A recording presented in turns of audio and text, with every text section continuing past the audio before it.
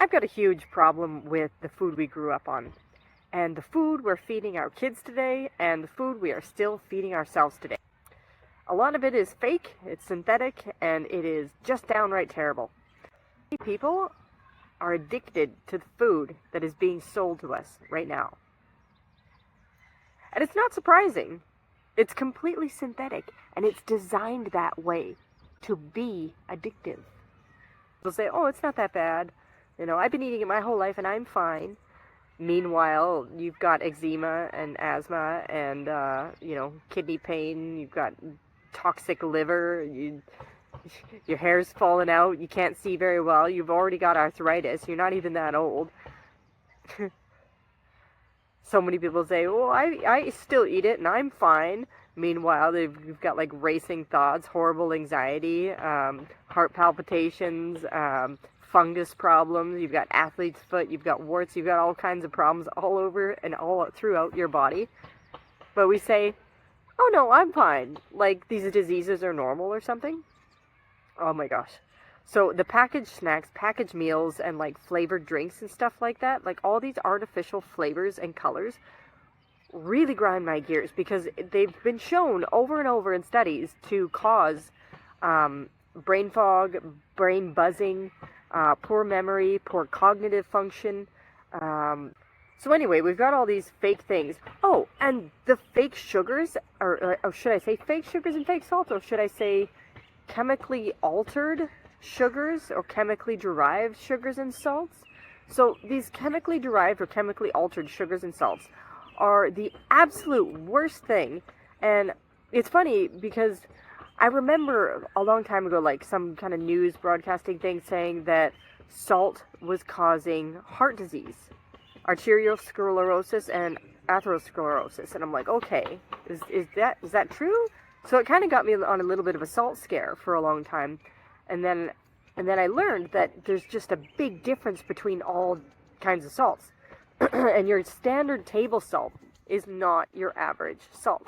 It's not normal. It is chemically changed.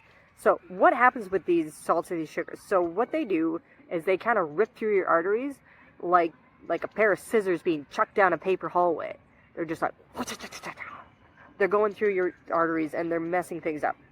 And it's funny, connected to this, so when you do the cholesterol test and you test high for LDL, which is low density lipoproteins, because there's HDL as well, high density lipoproteins.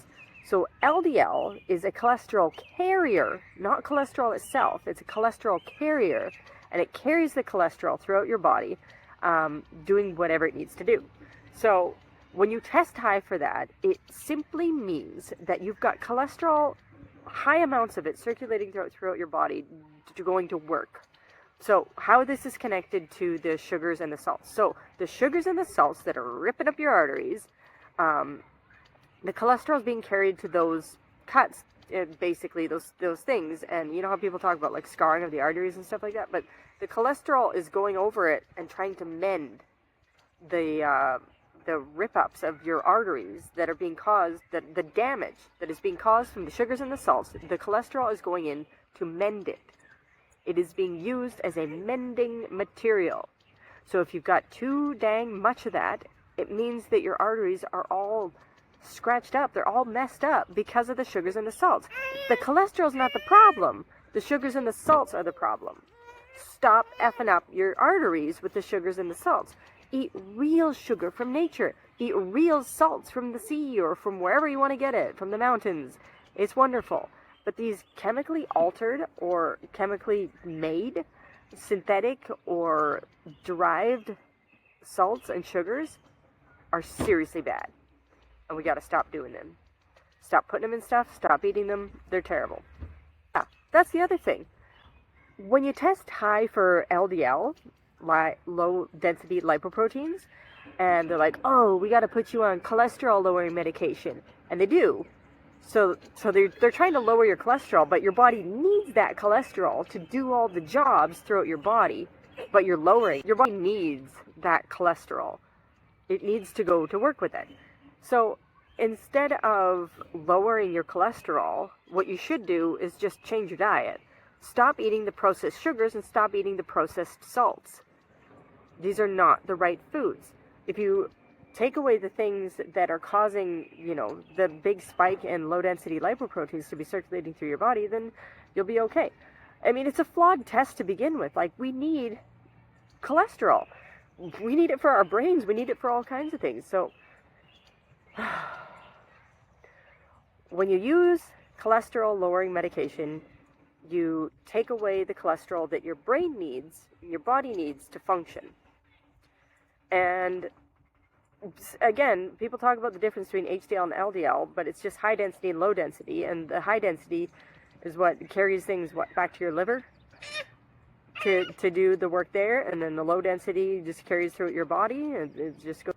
Taking away cholesterol that your brain needs just puts you at risk for poor memory, degenerative diseases, the weakening of your arteries, because if you're still eating the crappy foods that are ripping up your arteries and you don't have anything to mend your arteries, then you're just falling apart at the seams.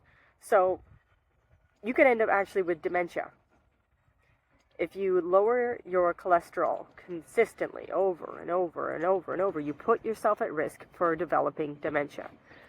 So please do not take cholesterol-lowering medication. Instead, change what you're eating to have good fats that your brain needs and your eyes need. Your body needs good fats for everything. For good sleep, for hormone production, for everything. Every function in your body requires good fats. So taking away the fats in your diet is not good. What you need to do is take away the processed sugars and the processed salts, or at least cut it down to the point where your body can manage the damage.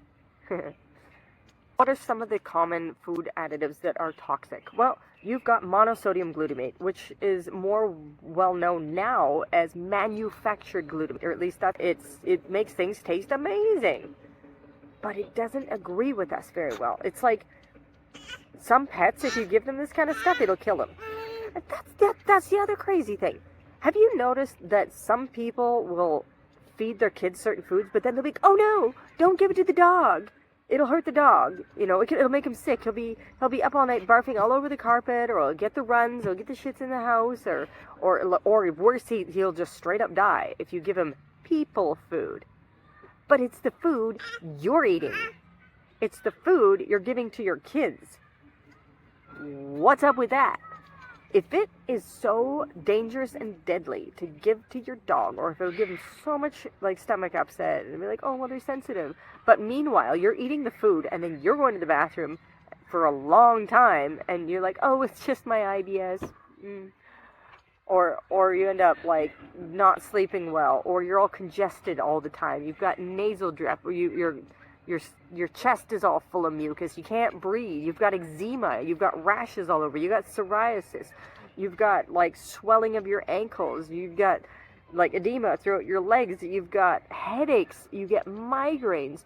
You feel horrible. And you're like, oh, that's just my whatever name of the disease it is. Hello? What you're eating causes these things.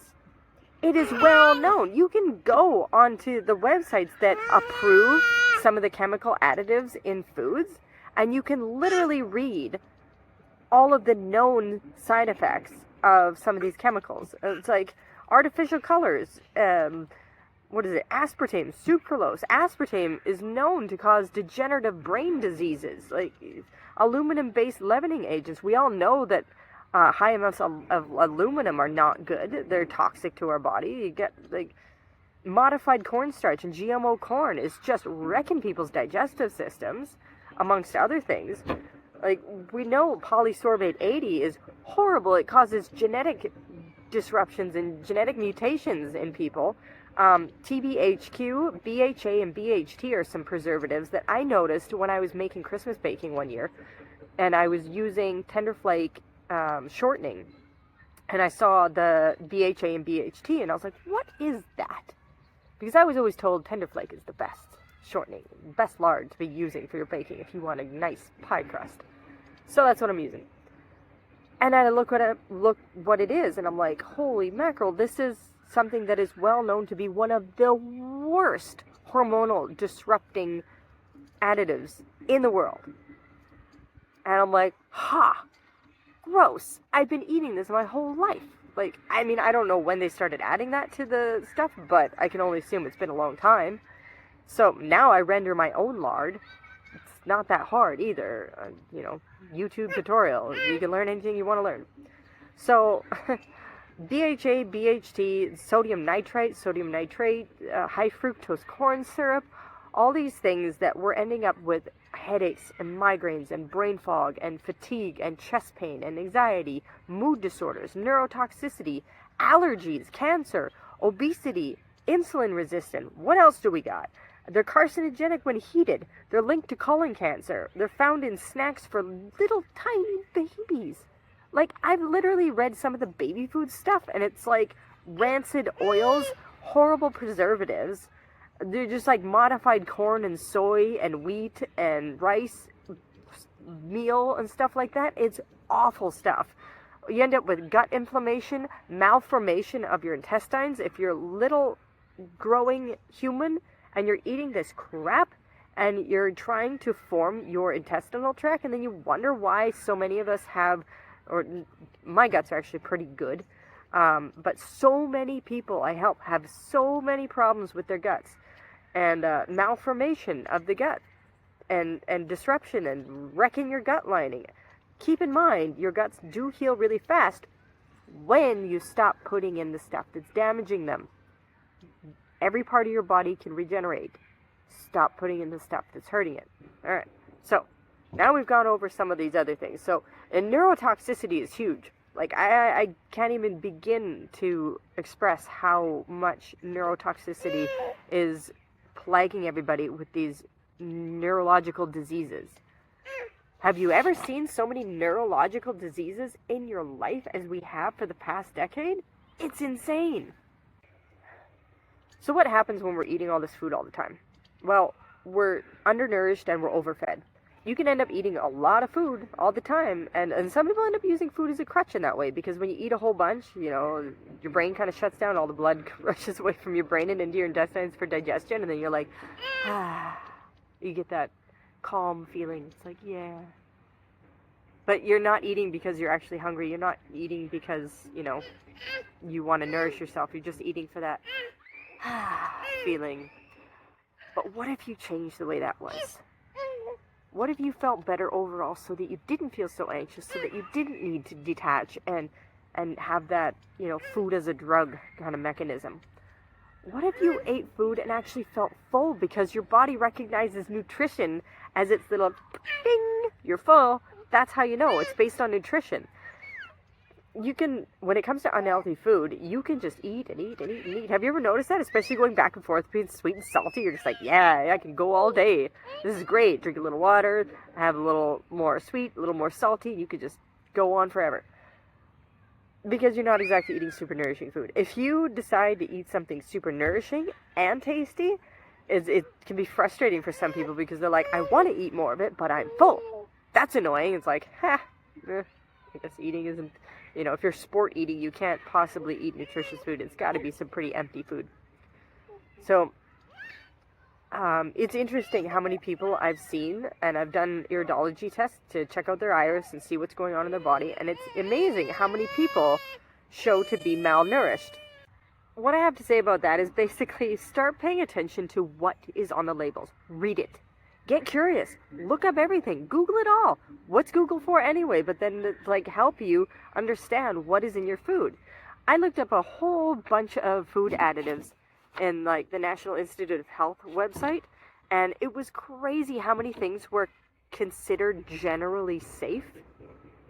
And I'm just like, what does that mean? It basically means it's not going to kill you right away for sure. It might, but it's most likely going to be a very slow release death or slow disease causing. So you could eat something for the first 40 years of your life, and then you'll start to notice some very devastating health effects, or you'll just drop dead of a heart attack, whatever.